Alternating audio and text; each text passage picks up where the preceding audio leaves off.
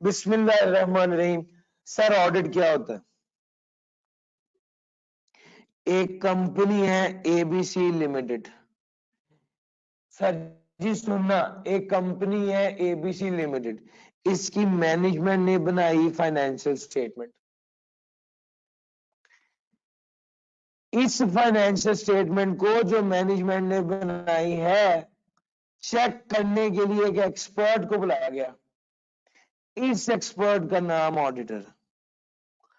Auditor वो expert होता है जो मैनेजमेंट की बनाई हुई फाइनेंशियल स्टेटमेंट को चेक करता है।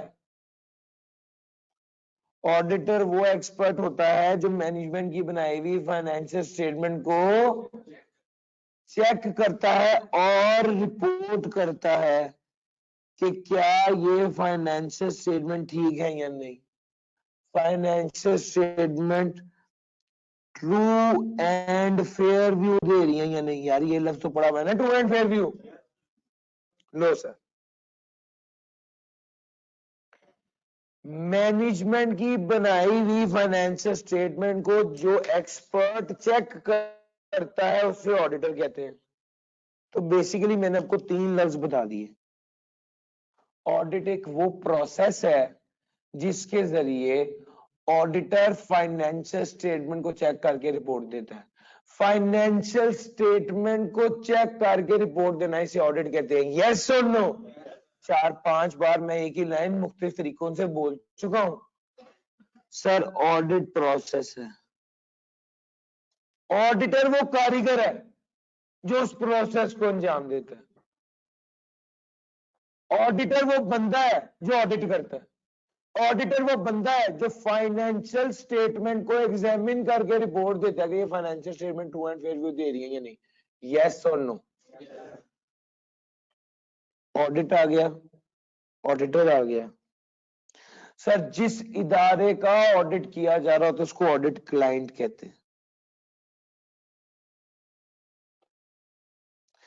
जिस इदारे का ऑडिट किया जा रहा होता है उसको ऑडिट क्लाइंट कहते हैं। इस केस में ऑडिट क्लाइंट कौन है? सर एबीसी लिमिटेड, ये कंपनी है। असल में जब ऑडिट की बात करते हैं तो हम कहते हैं कि जनाब ऑडिट कर रहा होता है चार्टर्ड अकाउंटेंट। चार्टर्ड अकाउंटेंट जो है वो ऑडिट भी करता है और चार्टर्ड अकाउंटेंट टैक्स का काम भी करता है। बाज़ोकात लोग उसी चार्टर्ड अकाउंटेंट को कहते हैं कि तुम हमारा टैक्स का काम भी कर दो और हमारा ऑडिट का काम भी कर दो। भैया मेरी बात समझ आ रही है? यार जिस तरह एक टीचर है वो टैक्स भी पढ़ाता है ऑडिट भी पढ़ाता है, वो टैक्स से मुतमईन होते हैं उसी टीचर से ऑडिट भी पढ़ना चाहते हैं। ऐसा ही होता है ना सब। बिल्कुल इसी तरह अगर चार्टर्ड अकाउंटेंट है वो ऑडिट करता है, वो साथ टैक्स का काम भी करता है, और वही दारा एबीसी लिमिटेड उसको कहता है कि हमारा टैक्स भी कर दो, हमारा टैक्स का काम भी कर दो। तो सवाल ये है कि क्या इस चार्टर्ड अकाउंटेंट को हाँ कर देनी चाहिए? इसके अंदर कुछ कबाहते हैं, इसके अंदर कुछ कबाहते हैं। क्या कबाहत है जरा सुनना।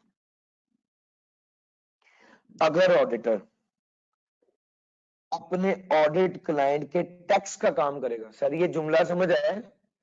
अगर ऑडिटर अपने ऑडिट क्लाइंट के टैक्स का काम करेगा, यानी ऑडिट तो करना ही है और टैक्स का काम करेगा, तो क्या मसला पेश आएगा? उसने की टैक्स की वर्किंग,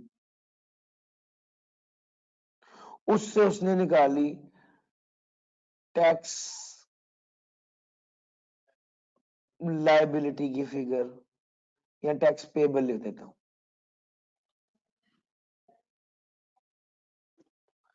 ये जो उसने टैक्स पेबल की फिगर कैलकुलेट की, क्या ये टैक्स पेबल की फिगर फाइनेंशियल स्टेटमेंट में आएगी? मैं बताता हूं। फाइनेंशियल स्टेटमेंट में, स्टेटमेंट ऑफ फाइनेंशियल पोजीशन में, नॉन करंट लायबिलिटीज में एक फिगर आ रही होगी टैक्स पेबल। लेट्स से ये है 100 मिलियन की,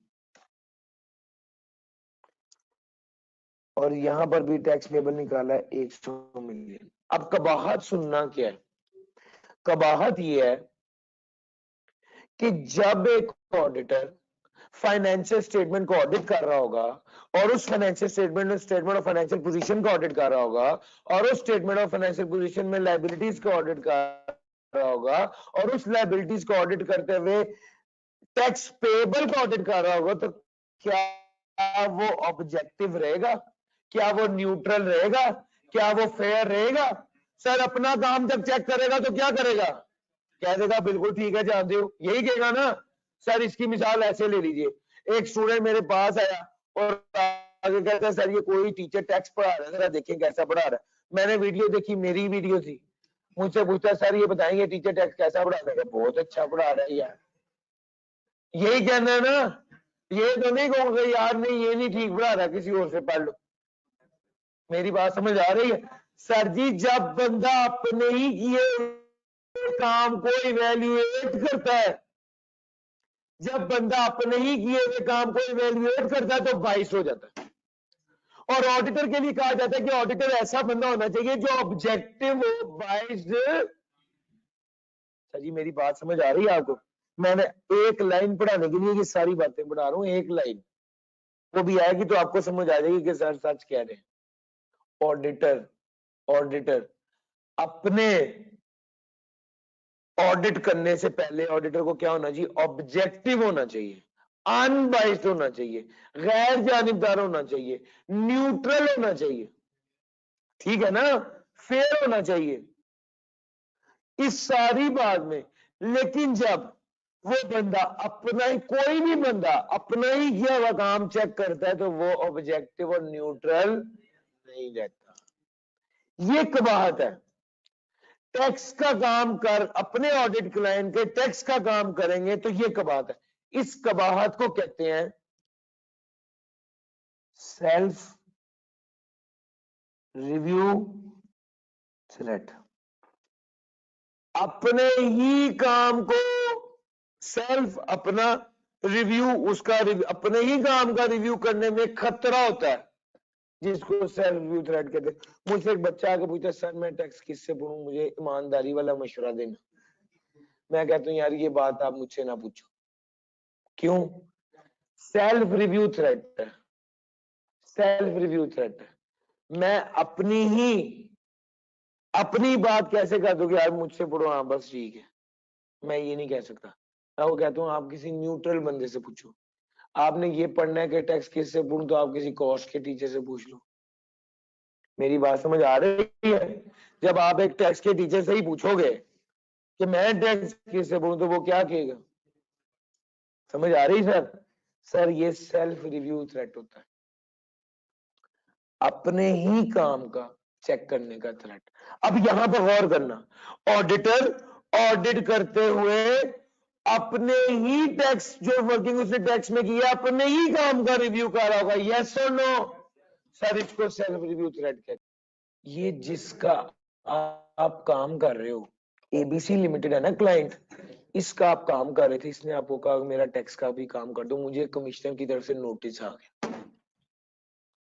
कमिश्नर की तरफ से नोटिस आया था, आपने कहा कि चलो ठीक है मैं तुम्हारी नुमाइंदगी करता हूं, आप उसके वकील बन गए, आप उसके वकील बन गए और आप कमिश्नर के सामने पेश हुए। आप कमिश्नर ने टैक्स लगा दिया, आपने कहा ये टैक्स ज्यादा है, आपने हाई कोर्ट में अपील की, हाई कोर्ट के सामने आप अपने ऑडिट क्लाइंट के नुमाइंदे बन गए, एडवोकेट बन गए।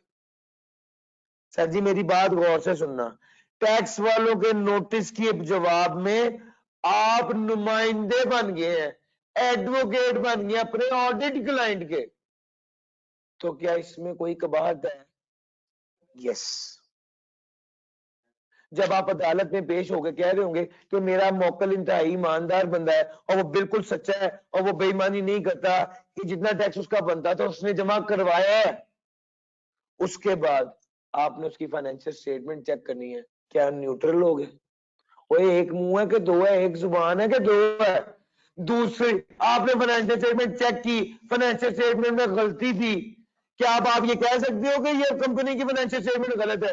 और किस मुंह से कहोगे? सारी दुनिया के सामने तो कह चुके हो कि ये बंदा बड़ा नेक ईमानदार शरीफ है, अब कैसे उसी बंदे की फाइनेंशियल स्टेटमेंट के बारे में कह रहे हो कि ये गलत है? यार ऐसे नहीं होता। उस कंपनी को छोड़ो, आपकी अपनी भी तो कोई इज्जत है, चार्टर्ड अकाउंटेंट हो। इसका मतलब है आपकी अपनी इंटेग्रिटी और आपकी अपनी क्रेडिबिलिटी पर भी हमला है कि एक लम्हे आप अदालत में जाके कह रहे हो कि आपका मौकल बड़ा अच्छा है, ईमानदार है, उसने सही काम किया, और दूसरे के फाइनेंशियल स्टेटमेंट को चेक कर रहे हो, तो फाइनेंशियल स्टेटमेंट को जब चेक करोगे तो आप मजबूर हो जाओगे ये बात कहने पे कि फाइनेंशियल स्टेटमेंट ठीक है, चाहे वो ना भी ठीक हो। लॉजिकली मेरी बात समझ आ रही है? सर इस थ्रेट को कहते हैं एडवोकेसी थ्रेट। एडवोकेट कहते हैं वकालत को, वकील को। एडवोकेसी थ्रेट यानी वकालत का थ्रेट, नुमाइंदगी। जब आपने एक बंदे की नुमाइंदगी की, एक इदारे की नुमाइंदगी की और बाद में उसी इदारे की फाइनेंशियल स्टेटमेंट को चेक करने लगे, इससे एक थ्रेट राइज होगा, उस थ्रेट को कहते हैं एडवोकेसी थ्रेट। सर जी मेरी बात समझ आ रही है?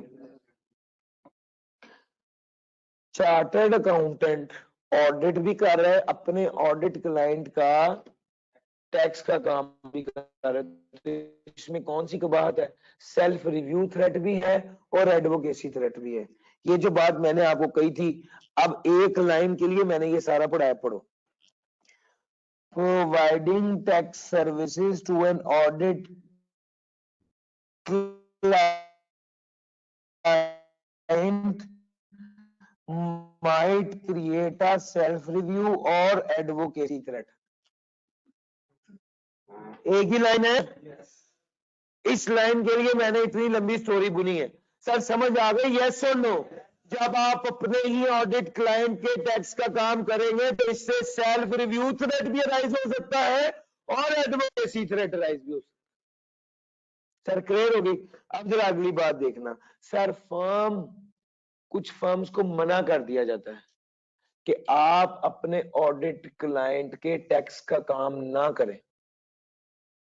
अगर ये समझा जाए कि टैक्स का काम करने से आप ऑब्जेक्टिव नहीं रहेंगे, तो उन फर्म्स को मना कर दिया जाता है कि आप उनके टैक्स का काम करें ही ना, आप सिर्फ उनको ऑडिट ही करें।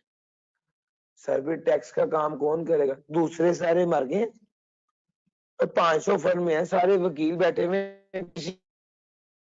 और से करवा दे, आपने जरूर उसी से ही करवाना है। एक फर्म जो आपकी ऑडिट फर्म है, वो कुछ सर्कमस्टेंसेस में उसको मना कर दिया जाता है कि वो आपके टैक्स का काम ना करे, क्योंकि अगर उसने आपके टैक्स का काम किया तो उसकी वजह से खतरा आ जाएगा, थ्रेट आ जाएगा। किस चीज का? आप ऑब्जेक्टिव नहीं रहेंगे, सेल्फ इंटरेस्ट थ्रेट की वजह से, एडवोकेसी थ्रेट की वजह से आप ऑब्जेक्टिव नहीं रहेंगे, ये खतरा आ जाएगा। इस वजह से उसने क्या कहा? इस वजह से उसने कहा कि कुछ केसेस में फर्म को मना कर दिया जाता है। This include requirement that prohibits. Sir आपने लॉ पढ़े, आपने लॉ में पढ़ा है, एक लफ्ज होता है प्रोहिबिट, एक लफ्ज होता है रिस्ट्रिक्ट, ये दो अलग-अलग लफ्ज है। प्रोहिबिट का मतलब होता है हरगिज नहीं करना, हराम है, और रिस्ट्रिक्ट का क्या मतलब होता है? रुकावट है, कुछ शराइत पूरी हो तो फिर कर सकते हैं। सर ये लफ्ज प्रोहिबिट लिखा हुआ है, वो कहता है बास फर्म्स को प्रोहिबिट किया गया, हरगिज आपने क्या नहीं करना? टैक्स की सर्विसेज नहीं देनी। किसको? अपने ऑडिट क्लाइंट्स को। कब? कुछ सर्कमस्टेंसेस में। क्यों? क्योंकि वो थ्रेट कम नहीं हो सकते सेफगार्ड अप्लाई करने की वजह से, वो थ्रेट कम नहीं हो सकते सेफगार्ड अप्लाई करने की वजह से। सर ये सेफगार्ड अप्लाई करने की वजह से, ये सेफगार्ड से क्या मुराद है? सर जी वापस उसी सफे पे चलते हैं। सेफगार्ड अप्लाई करना क्या होता है? यार जब आपने देखा कि आप अपने ऑडिट क्लाइंट का, यानी जिसका आपने ऑडिट करना है अभी, उसका क्या कर रहे हैं? टैक्स का काम कर रहे हैं, और उसकी वजह से सेल्फ रिव्यू थ्रेट राइज हो रहा है और एडवोकेसी थ्रेट राइज हो रहा है, तो इसके लिए आपने कुछ एहतियाती तदाबीर इख्तियार की। सेफगार्ड क्या है? एहतियाती तदाबीर इख्तियार करना। मिसाल के तौर पे सर आप बाहर निकले, आपको ठंड ज्यादा लगी, आपने स्वेटर भी पहना है, उसके ऊपर जैकेट भी पहनी है, किसी ने टोपी और मफलर भी लिया हुआ है, सर ये एहतियात है कि ठंड ना लग जाए। सर जी बिल्कुल इसी तरह अगर ऑडिट करना है और ऑडिट में ये खतरा नजर आ रहा है सेल्फ रिव्यू का और एडवोकेसी का, तो आपने कुछ एहतियात करनी है। एहतियात नंबर 1, आपकी फर्म में अगर 10 बंदे हैं तो 5 बंदों को टैक्स का काम करना है और 5 बंदों को ऑडिट का काम करना है।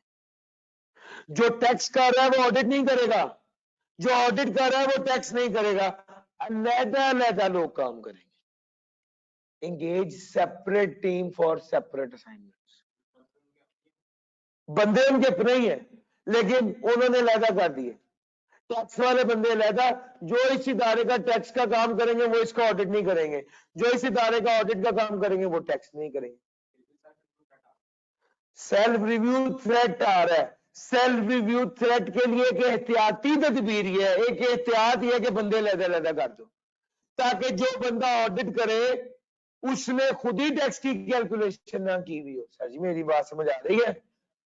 अच्छा जनाब, पहली बात। दूसरी बात, सर टैक्स का काम करने वालों का भी रिव्यू कराओ और ऑडिट का काम करने वालों का भी रिव्यू कराओ। कौन करेगा? टैक्स का काम करने वाले का रिव्यू भी इंडिपेंडेंट बंदा रिव्यू करेगा, जो एक्चुअल में टैक्स की सर्विसेज परफॉर्म नहीं कर रहा इस क्लाइंट पर, वो रिव्यू करेगा। काबिल हो लेकिन इंडिपेंडेंट चार्टर्ड अकाउंटेंट रिव्यू करेगा इस काम का।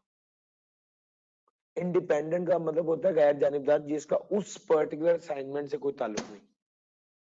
ठीक हो गया? और ऑडिट का भी रिव्यू करा और उसको भी कौन करेगा? इंडिपेंडेंट चार्टर्ड अकाउंटेंट रिव्यू कर। सर ये जो 2 एहतियाती तदबीरें हमने लगाई है ना, इसको कहते हैं सेफगार्ड। वो कहते हैं अगर ये एहतियाती तदबीर लगाने के बावजूद खतरा इतना ज्यादा है कि आप ऑडिट सही तरीके से नहीं कर सकेंगे, तो आपको माजरत कर लेनी चाहिए, भाई मैं टैक्स की ये सर्विसेज प्रोवाइड। सर ये जितनी भी स्टोरी थी ये इस एक लाइन के लिए थी।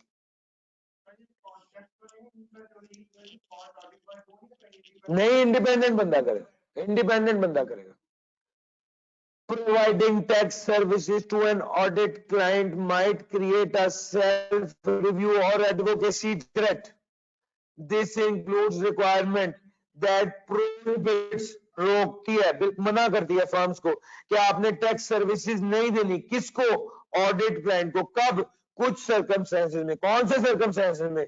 जब थ्रेट इतना ज्यादा हो जाए, when because the threat created cannot be addressed by applying safeguard। जब थ्रेट इतना ज्यादा हो जाए कि वो सेफगार्ड के अप्लाई करने से भी हल। सर समझ आ रही है? सर जी आपको पता है बाइक को मोटरवे पे लेके जाने की इजाजत नहीं है। सर गाड़ी इतनी स्पीड से आ रही होती है कि हेलमेट पहनना भी हो तब भी सर फट जाए बंदे का। सर जी मेरी बात समझ आ रही? यानी वो हेलमेट पहनना एहतियाती तदबीर से भी फायदा नहीं होगा और खुदा न खास्ता बंदा मर जाएगा। तो उन्होंने कहा यार मोटरवे पर हमने मोटरसाइकिल की इजाजत देनी ही नहीं। सर जी मेरी बात समझ आ रही है? तो जहां पर एहतियाती तदबीर के बावजूद थ्रेट कम ना हो रहा हो, वहां पर आपको क्या करना चाहिए? माजरत कर ले, उसको कहते जी मैं ये टैक्स की असाइनमेंट नहीं कर सकता, क्योंकि अगर मैंने टैक्स की असाइनमेंट कर ली तो फिर मैं ऑडिट करने के लिए ऑब्जेक्टिव और अनबाइस्ड नहीं रहूंगा। सेल्फ थ्रेट और एडवोकेसी थ्रेट इतना ज्यादा हो जाएगा कि मैं ऑब्जेक्टिव नहीं रहूंगा, और इसके लिए ये सेफगार्ड्स भी काफी नहीं है। तो मुझे क्या करना चाहिए? मैं उसको एक्सेप्ट ही नहीं करूंगा। वो कहता है factors that are relevant in evaluating the level of threat created by providing any tax service to an audit client include the particular characteristics of the engagement। Sir engagement के characteristics क्या? The particular characteristics of the engagement। tax engagement की नौयत क्या है? Sir जो ABC limited है उसमें जो employee है क्या उनको भी टैक्स की समझ बूझ है कि नहीं? सर अगर आपके क्लाइंट को टैक्स की समझ नहीं है तो इसका मतलब है वो सारा आप पे एतमाद कर रहा है, ऐसा ही है ना? अगर आपके क्लाइंट खुद सियाना है तो इसका क्या मतलब है? इसका मतलब ये है कि उसे खुद भी समझ है जहां पे 19-20 होगी वो खुद भी ठोक देगा। सर कहाँ पे थ्रेट ज्यादा है? थ्रेट वहां पे ज्यादा है जहां वो सारा आप पे एतमाद कर। सर अगर एक्सपर्टीज कम होगी तो थ्रेट क्या होगा? ज्यादा होगा। एंगेजमेंट की नौयत पे डिपेंड करेगा कि थ्रेट कम है या ज्यादा है। सर टैक्स अथॉरिटीज के असेसमेंट और एडमिनिस्टर कैसे करते हैं टैक्स को, इस पे डिपेंड करता है कि थ्रेट ज्यादा है या कम है। सर एफबीआर वालों का सिस्टम कैसा है? एफबीआर वाले कैसे असेस करते हैं? एफबीआर वाले कैसे एडमिनिस्टर करते हैं टैक्स को? सर इससे पता चलेगा कि थ्रेट ज्यादा है या कम है।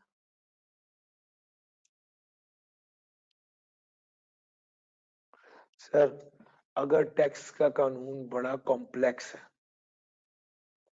क्या याद रखना जो चीज जितनी ज्यादा कॉम्प्लेक्स होती है ना उसमें गलती के उतने ज्यादा चांसेस होते हैं। यार मोटरवे में सिर्फ शहरों के मोड़ आते हैं और उस पे बड़े बड़े बोर्ड लगे होते हैं। आपने कभी ये नहीं सुना होगा कि यार मैं एक गली पहले मुड़ गया था। कॉम्प्लेक्सिटी नहीं है, सीधी सीधी बात है। एक बार मोटरवे पे चढ़ गए तो अब बस आपने सीधा ही चलते रहना। सर जी ऐसे है या नहीं है? और अगर एक गली हो जिसमें वो कहे कि 7वीं गली जो है ना वहां पे सीधे हाथ होना है तो आप गलियां गिनते भी रहते हो फिर भी एक आध गली पहले आगे पीछे चले, ऐसे ही होता है ना? सर कॉम्प्लिकेशन होती है ना, जहां पे पेचीदगी ज्यादा होती है वहां पर गलती के चांसेस ज्यादा होते हैं। जहां पर गलती के चांसेस ज्यादा होते हैं वहां पे थ्रेट ज्यादा होता है। सर अगर टैक्स का निजाम सीधा सीधा है तो कोई थ्रेट नहीं है। अगर टैक्स का निजाम कॉम्प्लेक्स है, सेपरेट लॉक भी है, एफटीआर भी है, एनटीआर भी है, डिडक्टेबल लॉस भी है, टैक्स क्रेडिट भी है, एग्जाम्पशन भी है कभी नहीं है, और हेड के अंदर रहता कानून। सर कॉम्प्लेक्सिस है, सर कॉम्प्लेक्सिटी है। जितनी कॉम्प्लेक्सिटी ज्यादा होगी उतना थ्रेट भी क्या होगा? ज्यादा होगा। सर इस स्लाइड को मैंने आपको आधा घंटा पढ़ाया और 3 बातें सिर्फ बताई। बात नंबर 1, अपने ऑडिट क्लाइंट को टैक्स की सर्विसेज देने से सेल्फ रिव्यू थ्रेट और एडवोकेसी थ्रेट अराइज होता है। दूसरी बात,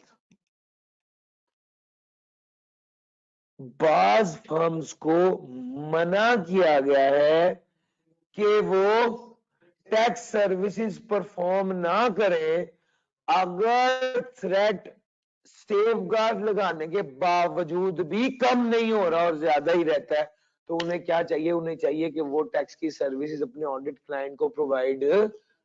दूसरी बात, तीसरी बात, सर टैक्स कितना सिग्निफिकेंट है, थ्रेट कितना सिग्निफिकेंट है, 4 बातों से पता चलाया जा सकता है। बात number 1, the particular characteristics of the engagement.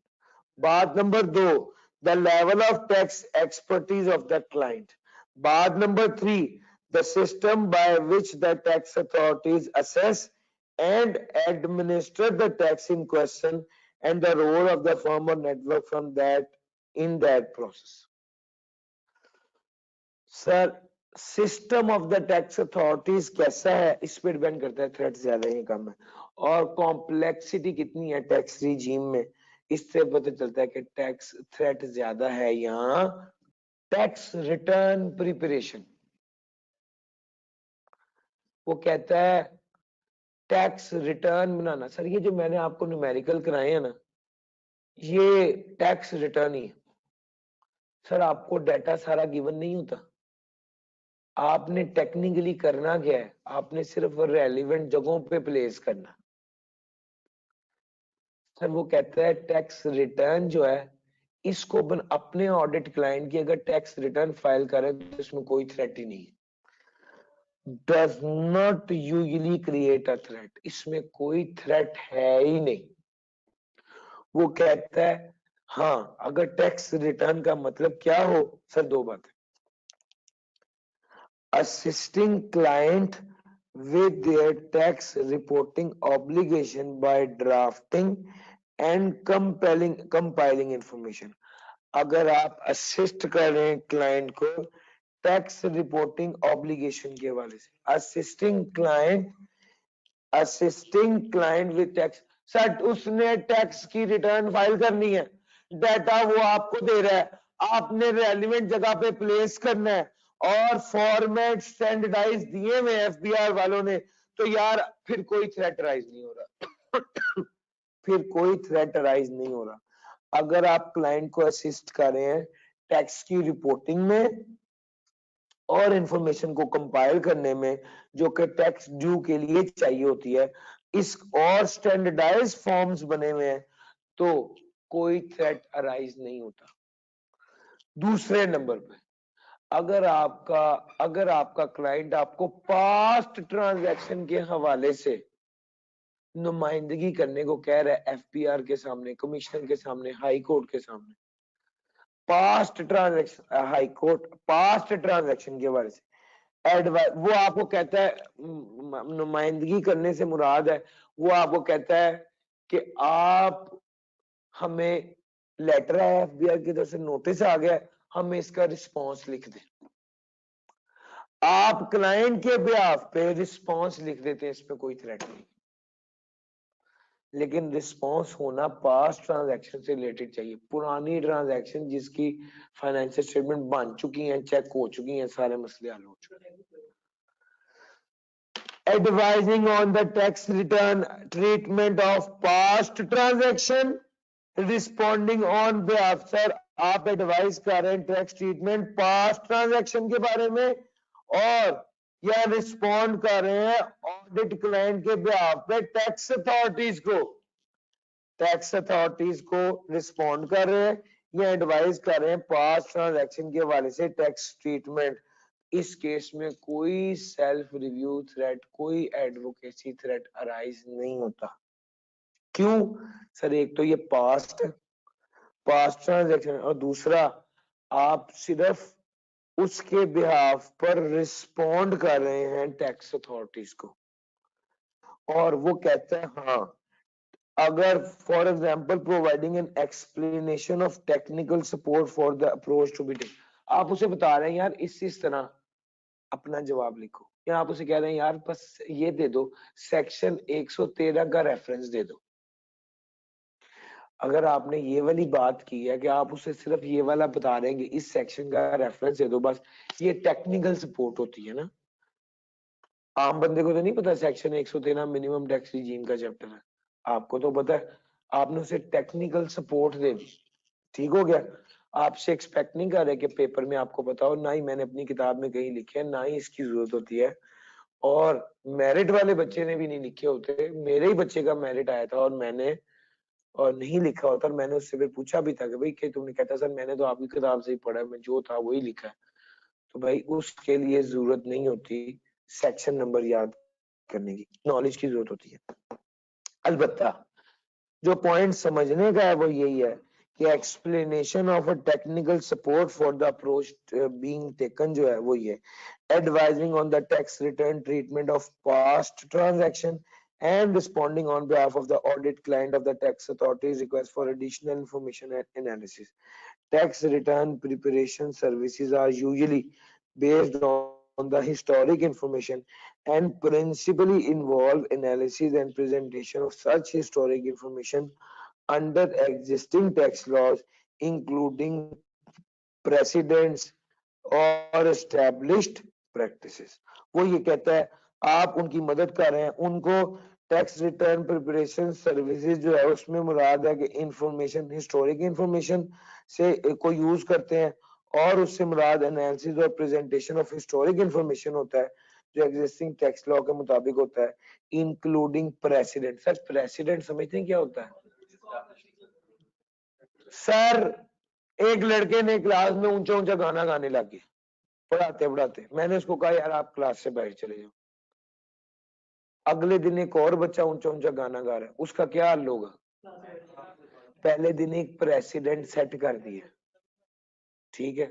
इसी तरह अदालत में कोई मुकदमा जाता है तो वो उसका फैसला करते हैं, तो जेहन में ये सोचते हैं आज के बाद जब भी कभी मुकदमा आएगा तो इस फैसले को प्रेसिडेंट समझा जाएगा, इस फैसले को जो है वो स्टैंडर्ड समझा जाएगा, ये इस प्रेसिडेंट को इस्तेमाल किया जाएगा। ठीक हो गया सर। एस्टेब्लिश्ड प्रैक्टिसेस और प्रेसिडेंट के तहत अगर आपने हिस्टोरिक इंफॉर्मेशन को प्रेजेंट किया है और उसका एनालिसिस किया है टैक्स रिटर्न को बनाने में, तो इसके हवाले से कोई भी थ्रेट अराइज नहीं होगा। Tax returns are subject to whatever review and approval process the tax authorities consider appropriate.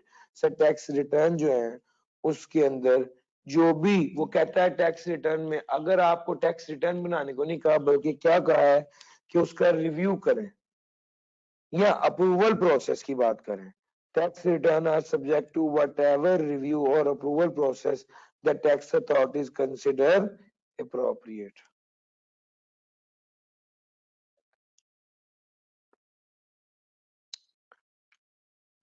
Tax calculation for the purpose of preparing accounting entries.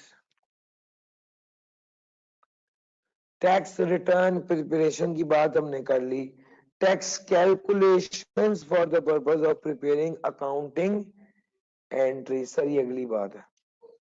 हम एक नतीजे पर पहुंच गए कि टैक्स रिटर्न बनाने में कोई थ्रेट राइज नहीं होता। अलबत्ता अगर टैक्स रिटर्न बनाने से मुराद ये है कि आप सिर्फ इंफॉर्मेशन को कंपाइल कर रहे हैं या पास्ट ट्रांजैक्शन के हवाले से एडवाइस ले रहे हैं या टैक्स अथॉरिटीज को रिस्पॉन्ड कर रहे हैं, किसी टैक्स अथॉरिटीज को रिस्पॉन्स कर रहे हैं और रिक्वेस्ट कर रहे हैं, रिस्पॉन्ड कर रहे हैं टैक्स अथॉरिटीज को फर्म के बिहाफ पर, या आप उनको इंफॉर्मेशन प्रेजेंट करें या एनालिसिस प्रेजेंट करें जो हिस्टोरिक इंफॉर्मेशन से रिलेटेड है, या अगर आपने कोई टैक्स रिटर्न का रिव्यू किया है या अप्रूवल किया है टैक्स अथॉरिटीज के लिए, तो ये इसकी वजह से कोई थ्रेट राइज नहीं होता। सर थ्रेट तो तब राइज होता है जब आप टैक्स की वर्किंग करते हैं और टैक्स की कैलकुलेशन करते हैं और उसकी वजह से आप अमाउंट कैलकुलेट करते हैं, वो अमाउंट कहां पर लिखते हैं, फाइनेंशियल स्टेटमेंट में लिखते हैं, तो फिर थ्रेट राइज होता है। कौन सा थ्रेट राइज होता है, सेल्फ रिव्यू। सर आपने टैक्स की वर्किंग करते हुए 100 मिलियन का पेबल निकाला और वो टैक्स पेबल में लिखा, ऑडिट के दौरान आप इस टैक्स पेबल को रिव्यू करेंगे या नहीं? सर जी हम ऑब्जेक्टिविटी से रिव्यू नहीं कर सकेंगे सर, इसकी वजह है कि सेल्फ रिव्यू थ्रेट है, अपने ही किए हुए काम को ऑब्जेक्टिविटी से रिव्यू नहीं किया जा पाता। Sir all audit clients preparing calculations of tax and deferred tax, अगर आप कैलकुलेशंस कर रहे हैं करंट और डेफर्ड टैक्स की, किसके लिए, ऑडिट क्लाइंट के लिए, किस मकसद के लिए, ताकि उसकी एंट्री फाइनेंशियल स्टेटमेंट पे आए। कौन सी फाइनेंशियल स्टेटमेंट, जिसको आपने बाद में ऑडिट करना है। यानी आप गौर करें, आप क्या कर रहे हैं, आप कैलकुलेशन ऑफ टैक्स कर रहे हैं, आप कैलकुलेशंस ऑफ टैक्स कर रहे हैं, किसके लिए, ऑडिट क्लाइंट के लिए, फाइनेंशियल स्टेटमेंट के लिए। कौन, ऑडिट क्लाइंट के लिए, ताकि एंट्री की जा सके। कहां पर एंट्री करे, फाइनेंस, कौन सी फाइनेंशियल स्टेटमेंट, जिसका अभी आपने ही ऑडिट करना है। तो इस सारी हरकत की वजह से क्या आ जाएगा, self review, a fact that is relevant in evaluating of the threat। ये फैक्टर जो रेलिवेंट है in evaluating the level of threat created when preparing such calculation for an audit client is whether the calculation might have a material effect on the financial statement। Sir वो कहते हैं factor that is relevant in evaluating the level of threat created when preparing such calculation for audit or whether the calculation might have material effect on the financial statement। Sir हमने यहाँ पर एक चीज और देख, सर थ्रेट, सर थ्रेट तो rise हुआ ना सेल्फ रिव्यू, सर देखना ये ज्यादा है या कम है, सिग्निफिकेंट है या सिग्निफिकेंट नहीं है, कैसे देखेंगे सर? अगर अमाउंट जो एंट्री करनी है जिस अमाउंट की, अगर वो मटेरियल हो, अगर वो सिग्निफिकेंट हो, तो इसका मतलब है ये थ्रेट सिग्निफिकेंट है। मिसाल के तौर पे एक कंपनी की एसेट्स हैं 300 मिलियन के और टैक्स की एंट्री है 100 मिलियन की, सिग्निफिकेंट है या नहीं? अगर एक इदारे के एसेट्स हैं 300 मिलियन के और एंट्री है 18,000 रुपए की, इमेटेरियल हो गया ना सर। आपकी जेब में 3 लाख पड़ा हुआ, 5 का टीपा गिर जाए नीचे, कितना ढूंढेंगे? ये कहेंगे यार छोड़ो लानत भेजो, ठीक है। ये ना हो के वो 3 लाख भी कोई जेब से निकाल ले 5 रुपए ढूंढते ढूंढते। सर समझ आ रही है? सर कंपनियों का भी यही हिसाब होता है। वो कहते हैं अगर कोई छोटी सी मामूली सी एंट्री है, इमटेरियल एंट्री है, नॉन सिग्निफिकेंट एंट्री है, फिर तो खैर है, फिर तो थ्रेट इतना राइज नहीं होता। लेकिन अगर सिग्निफिकेंट एंट्री है, अगर बड़ी एंट्री है, तो फिर तो थ्रेट राइज होगा। सर जी वो कहता है अगर आपका ऑडिट क्लाइंट लिस्टेड कंपनी नहीं है। Sir what is public interest entity? Listed company. अगर आपका ऑडिट क्लाइंट लिस्टेड कंपनी नहीं है, अगर आपका ऑडिट क्लाइंट लिस्टेड कंपनी नहीं है, तो क्या होगा? तो आपको कुछ सेफ गार्ड्स अप्लाई करने पड़ेंगे सेल्फ रिव्यू थ्रेट को एड्रेस करने के लिए। कौन से सेफ गार्ड्स हैं? 2 पहले ही बता चुका हूं। Using professionals who are not audit team member to perform the service. Sir पहली बात ये है, ऑडिट टीम मेंबर जो है वो अलहदा कर ले और सर्विस जो टैक्स की सर्विस प्रोवाइड करने वाले क्या कर ले? यही बताया ना, 10 बंदे हैं, 5-5 कर लो। ऑडिट टीम मेंबर अलहदा, सर्विस टैक्स सर्विस प्रोवाइड करने वाले अलहदा। सर दूसरे नंबर पे having an appropriate reviewer who was not involved in providing the service review the audit work or service performed. Having an appropriate reviewer who was not involved in providing the service review the audit work or service performed. Sir वो कहता है appropriate reviewer होना चाहिए जिसने पहले ये service provide ना की हुई हो, लेकिन वो इस काम को क्या करे? रिव्यू करे। सर अगर क्लाइंट नॉन लिस्टेड एंटिटी है, तो सेफगार्ड्स आपके साथ डिस्कस कर लिए। और अगर क्लाइंट एक लिस्टेड एंटिटी है, तो देखना पड़ेगा कि जो एंट्री हो रही है वो मटेरियल अमाउंट की हो रही है या इमटेरियल है। सर अगर एंट्री मटेरियल अमाउंट की हो रही है, तो आप टैक्स सर्विसेज परफॉर्म नहीं करेंगे, रिफ्यूज कर देंगे। और अगर एंट्री मटेरियल अमाउंट की नहीं हो रही, तो आप सेफ गार्ड अप्लाई करेंगे। कौन से? ऑडिट टीम को अलहदा रखें, टैक्स टीम को अलहदा रखें और इंडिपेंडेंट रिव्यू करें। सर यही बताया, जरा पढ़ लीजिए। A firm shall not prepare tax calculation of current and deferred tax liabilities for an audit client. Sir आप टैक्स कैलकुलेशन नहीं करेंगे करंट और डेफर्ड टैक्स लायबिलिटी की ऑडिट क्लाइंट के लिए। कौन सा ऑडिट क्लाइंट? जो लिस्टेड कंपनी है। पब्लिक इंटरेस्ट एंटिटी का मतलब है लिस्टेड कंपनी है। For the purpose of preparing accounting. Sir आप कैलकुलेशन नहीं करेंगे अपने ऑडिट क्लाइंट की जो लिस्टेड कंपनी, किस मकसद के लिए कैलकुलेशन नहीं करेंगे? अकाउंटिंग एंट्री के लिए। जो क्या है? जो फाइनेंशियल स्टेटमेंट के लिए मटेरियल है। कौन सी फाइनेंशियल स्टेटमेंट? जिन पर आपने भी ओपिनियन देनी। तो ये सारी बातें हैं। सर आप कोई टैक्स वर्किंग नहीं करेंगे।